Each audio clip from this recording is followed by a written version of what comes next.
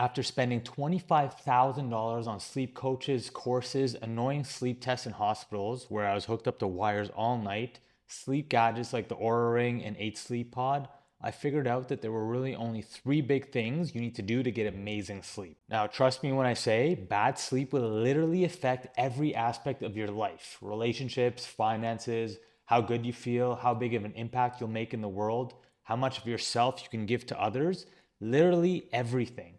There's nothing worse than waking up after a bad sleep, feeling unrefreshed, unmotivated, and knowing that you'll be tired all day, and then planning your day around when you can take a nap.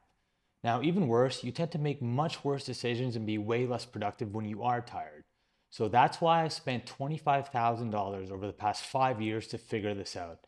Because I know that my sleep will literally determine the type of man I will become and the legacy that I'll leave here on earth. That's not an exaggeration because your motivation levels have a lot to do with your sleep. And if you're constantly tired, then there's no way you'll be able to live up to your potential. So let's jump right into it. There are three major things you need to do to get your sleep right. The first and by far the most important one is having a consistent sleep and wake up time. More specifically, having a consistent wake up time, because if you wake up at the same time, then chances are you're going to be tired at the same time. Now, why is this so important and why is it the MVP of sleep hacks? It's because your wake up time will determine your circadian rhythm, which is another word for your body clock. Okay, so this will set your body clock, and if you wake up at the same time every single day, you will have that consistency and your body will know exactly what's going on and when it should wake up, when it should be tired, when it should be energized, all of those things. So you can imagine if you're waking up at different times, one day you're waking up at 8, the next day you're waking up at 10 a.m., the next day you're waking up at noon, your body doesn't know what's going on and therefore it's going to run less efficiently. It's going to not know when to be tired, when to be awake, and all that kind of stuff. Now, before we continue with the other two major things that you need to sleep better, I want to give you some background on my sleep story. In my 20s, I had the worst sleep schedule. During the week, I worked a 9 to 5 job, so I'd sleep and wake up at, normal hours. But then on weekends, I went nuts and I bartended on the side. So every Friday, Saturday, I'd be up until 4 a.m. and then sleep in until noon the next day. So my internal clock had no clue what was happening. And this pattern continued for over 10 years. So you can imagine the havoc it caused on my sleep. Basically, I've struggled with my sleep for over 15 years now. Now, try to guess my age here. And there were years where I never woke up refreshed, and weirder still, I just thought it was normal, but it isn't. For the past 5 years, I really started to take sleep seriously because it was affecting every aspect of my life. And that's where I spent all this time and money to research it. Now, I'm not going to lie and say I have the best sleeps in the world because I don't, but I've been able to figure out how to improve it dramatically. My average sleep score, according to my Aura Ring, was about 65 when I first started. And now I know exactly what to do to consistently get scores in the 80 range. And I'm sure I could get it up to the 90s if I really followed all the tips I'm about to share with you consistently. But I'm not a robot, so I don't always follow them. Now, before we jump in, I have to say I had a lot of emotional resistance to devoting myself to getting better sleep because I knew that it meant that I had to evolve and change from the old version of myself. The guy that used to party every single weekend, stay out late drinking and all that. I knew I had to grow up and give up that old unhealthy lifestyle, and I simply wasn't ready to let it go for a while. Until I realized how sleep affected every aspect of my life and was stopping me from reaching my goals of retiring my parents, making a big impact in this world, and helping people. I'd be really curious to hear what stage of your journey you're in, so leave me a comment below letting me know what led you to this video and why you want to improve your sleep now. Now, the next major pillar of getting great sleep is sleeping before midnight. The quality of sleep you get before midnight is much higher than the quality you get after, so those hours are worth more. Now, the amount varies per person, of course, but getting about 8 hours of sleep is recommended. That's a general guideline and one I found works very well for me. Another cool thing I've learned from my Aura Ring is that I sleep for about 2 hours less than the time I think I am. For example, if I'm in bed and passed out by midnight and sleep until 8 a.m., my sleep is fragmented such that I would have only slept for 6 hours actually due to the efficiency of my sleep. So if you think you slept for 8 hours, that may not necessarily be the case, as everyone's sleep efficiency differs. For me, I need to be asleep for 10 hours to actually get my 8 hours of sleep, which is a long time and hard for me to do consistently, to be honest. but I try to do it as much as I can. And the third major hack to getting great sleep is getting 8 hours of sleep. Now, this amount varies per person, of course, but that's the general guideline and one I found works very well for me. When I get less than 8 hours, I'm noticeably more tired. All right, so those are the big three sleep tips that I've found over the past 5 years and of having spent $25,000 so that you don't have to. So let's recap them real quick. So the first one is having a consistent wake up and sleep time, most notably your wake up time. So try to have that consistently throughout the week, especially on weekends as well. Try to keep that roughly within a 1 hour range throughout the entire week. So if you wake up at 7 a.m. during the week, then it's okay to sleep in until roughly 8 a.m. on weekends if you'd like. And I would note that after a while of waking up consistently at this same time, your body will naturally want to wake up at this time, regardless of whether it's the weekend or the week. The second major sleep tip that I can give you is to sleep before midnight. And this is because the sleep that you get before midnight is higher quality than the sleep that you get after midnight. So try to get as much of that in as you can. Now, the third and final major tip that I can give you is to get 8 hours of sleep. Okay, now again, this amount will vary depending on the person, your age, your exercise level, different factors. But for me, I know that 8 hours is my ideal time, so you'll have to play around with that. And again, keep in mind sleep efficiency plays a factor here. So if you are sleeping for 8 hours, that does not necessarily mean that you're getting 8 hours of sleep. All right, so those are the big three. If you could only follow 3 tips, follow those. So that will take you from a low baseline up to a solid baseline of around 80 sleep score on Aura. Okay. Now, if you want to get from that 80 to that 90 plus level, there's a bunch of smaller tips that I'm about to give you here. Now, like I said before, I don't follow every single one of these tips. It's hard for any single human to do that, but take the ones that you think you can do, plug them into your routine, and see what happens for you. Now, the first smaller tip that I can give you is to stop eating as early as you can before bedtime, ideally 3 hours before. Now, I've tested this with a blood sugar monitor, and you get blood sugar spikes after you eat, which is then followed by a crash, and this could disrupt your sleep. Not to mention, digestion takes energy from your body and makes it harder for it to rest properly. So, if you're in the habit of having a snack before bed like I used to be, try to have just a little bit and make it more protein filled than carb filled, okay? Now, the second smaller sleep hack that I can give you is to optimize your room. So you want a dark room with a temperature roughly 19 or 20 degrees Celsius. This will make sure that you're in the optimal sleeping environment because, as you can imagine, when we were cavemen, this was kind of how we slept. We slept under the dark, under the moon. It was a little bit cooler outside. So you want to keep that dark room and the temperature roughly 19 to 20 degrees Celsius. Next tip that I can give you is trying to avoid alcohol and drugs, of course. Now, they may help you fall asleep faster, but the quality of sleep will suffer because they actually elevate your heart rate. Now, I personally like to drink socially, so here are some tips I follow when I want to drink. First of all, day drinking is awesome. So if you can try to stick to that, that will greatly help your sleep. If you do have to drink at night, I would have a specific cutoff time, okay? So what I do is I front load my drinking, especially if I'm drinking at night. So I'll have, a few drinks early in the night, and then I try to taper off slowly so that, my drunkenness level decreases by the time that I actually fall asleep, and therefore my heart rate decreases as well so that my quality won't suffer too much. Okay. A few other tips here, start with beer, then move to liquor so that you don't have to wake up to pee as much. Okay. Or just stick to liquor if you don't like beer anyways. So that'd be helpful. And then another thing that a lot of people don't think of is to try alternatives like hard ketones. Now, I've tried these and they give you a little bit of a buzz. Not nearly as much as alcohol, to be honest, but they're much better for you. So it's worth a shot.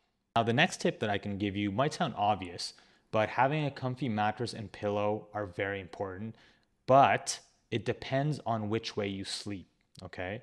So if you're a stomach sleeper, you want a firmer mattress with a thinner pillow. If you're a side sleeper, you want a soft to medium mattress with a taller pillow to help keep your spine in alignment when you're lying down. Now, finally, if you're a back sleeper, you want a medium or firm mattress, depending on your preference, with a smaller, thinner pillow. The next tip is to avoid caffeine, which I know is very hard for a lot of us, including myself.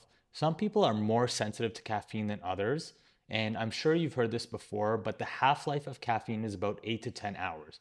So what that means is that half of it is still left in your system after about 8 to 10 hours. And so it's not fully gone out of your system for 16 to 20 hours in total. So my rule is that I cut it off by noon and I don't drink any on weekends so that my body doesn't get too used to it. Okay, that's the rule that I follow, and it's generally a recommended rule by a lot of sleep experts out there.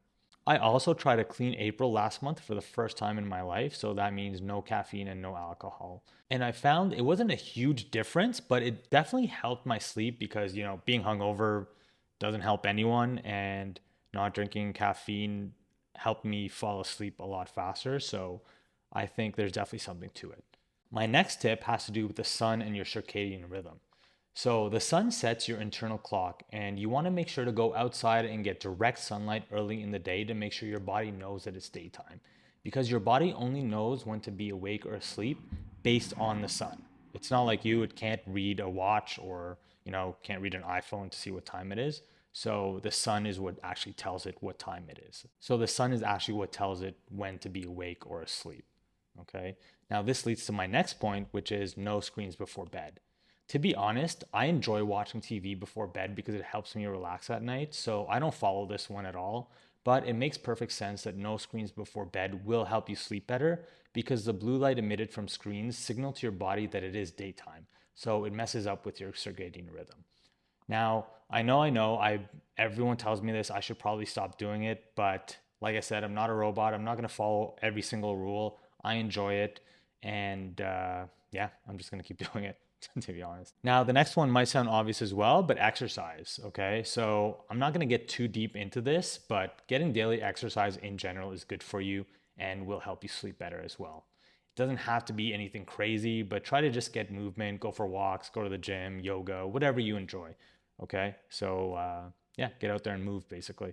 So getting out there and moving will help your sleep. And that's it. So that's a bunch of tips. And like I said, to be completely honest, I don't follow every single tip here because I'm not a robot and neither are you. I go through different phases where sometimes I'm really disciplined and then other times where I just do what I want. And, that works for me and I will stick to it. Now, I generally stick to the three major rules that I told you at the beginning of the video. Those are pretty much deal breakers for me. The other ones I will mix in here and there, and it depends on the season of life. In the summer, I will drink more typically. And so sometimes I will follow all of the rules. Sometimes I don't follow a lot of the smaller ones. And that's just how it is. I really believe in the 80-20 principle. So 80% of the time, I do what's right or what's healthy, and then 20% of the time I do whatever I want. Okay. And that's kind of my life philosophy because I do believe in balance. You can't always be disciplined. You're eventually going to break. So I like to follow the 80-20 rule where I try to give myself a little bit of leeway there. Now, in order to make this stick, I find a morning routine to be helpful. I know a bedtime routine can also be helpful here, but I've never been able to find a bedtime routine that I've stuck to be honest. And so the morning routine is one that works best for me. And so I'll let you know what mine looks like. Here's the one that I've been doing lately, and I always play around with it, but it always has some sort of variation of these items here. So when I wake up, the first thing that I do is I do about a 10-minute meditation, and I have a yoga mat in my bedroom. So I just wake up, get down there because I want to, before I have distractions in my head and notifications from my phone and all that stuff, I want to kind of, receive inspiration, receive what I'm supposed to be receiving. Okay, so that's the first thing. The second thing I'll do is I'll do a little bit of prayer. Okay, now prayer could look different for different people depending on who or what you believe in, and I'm not going to get into that. But for me, praying is just speaking to God or the person that I believe in, and it's just having a conversation with God. Okay, so meditation is kind of like listening to God or your higher power. Prayer is speaking to him or them or her.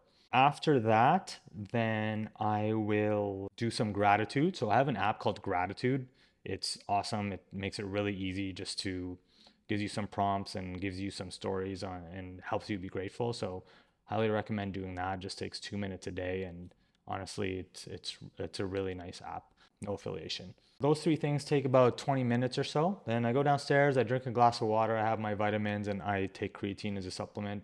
The next thing I do is a Tony Robbins priming exercise. If you want to check it out, just go on YouTube and search for Tony Robbins priming. There's a couple of versions, 10 to 15 minutes long, I think. A small caveat there. So, I'm not a huge fan of gurus like Tony Robbins. Now, I do particularly like Tony Robbins. He's very genuine and he's helped so many people. So, I love that and I can definitely appreciate that. But I always take the gurus with a grain of salt and just take the things that I enjoy and incorporate that into my routine. Okay. So the first part is just some movement, getting your body going. The second part is gratitude. And then the third part is visualization. So those three things together in a quick 10-minute package, really powerful at the start of your day. And there's some really cool music. It's moving and it really helps you feel things and feel emotions. Because I found in the past, I've done gratitude on my own, but I felt I was just kind of going through the motions and I wasn't really feeling it. And I find this exercise really helps me to feel that emotion, which I think is really the point of gratitude, to really feel it and not just, say it, which I think is really the point of it. Now, the last thing I'll do is I'll prepare my breakfast and I will have a chat with my parents. So, for my breakfast, I usually just have some sort of shake or eggs. And while I'm doing that, I'll give my parents a phone call. Because to be honest, I've been really bad in the past at communicating with them. I would call them once every 2 or 3 weeks, maybe. And I really wanted to improve that because I know how much they love hearing from me. And if I can just brighten their day up a little bit, that's the least I could do for them. And that is it. So I do this morning routine about 3 to 5 times a week. I don't do it every single day. And in the past, I would kind of beat myself up if I didn't do it in the morning. And now I give myself permission to skip a day if I, just don't feel like it or for whatever reason might pop up. Now, I know it's hard to create and stick to a routine, so I've created an awesome resource for you. It's linked in the comment section below, so click down there to get it. And it's really going to help you, first of all, pick a morning routine and then stick to it. So, this is going to help your entire life, especially your sleep. So, I highly recommend you check that out. And if you have any questions for me or if you have any suggestions for topics you want to see in the future, just leave it in the comments below. I'll be checking all of your comments and I will take your feedback very much to heart. So, please let me know what you want to see. Thanks so much for watching, and I'll see you next time.